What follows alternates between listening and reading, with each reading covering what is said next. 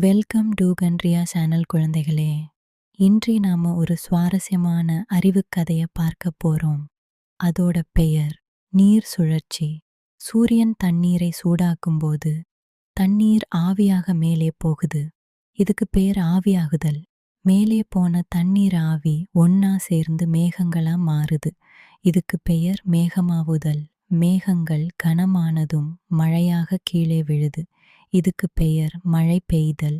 மழை பெய்த தண்ணீர் ஆறுகள், ஏரிகள், கடல்களில் சேருது. இதுக்கு பெயர் சேமிப்பு. இப்படிதான் தண்ணீர் மீண்டும் மீண்டும் சுழற்சி செய்கிறது. இதுதான் நீர் சுழற்சி.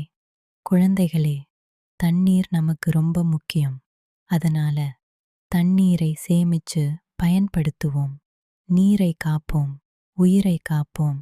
இந்த வீடியோ உங்களுக்கு பிடிச்சிருந்தா ஒரு லைக் பண்ணுங்க. உங்க கருத்தையும் கீழே சொல்லுங்க.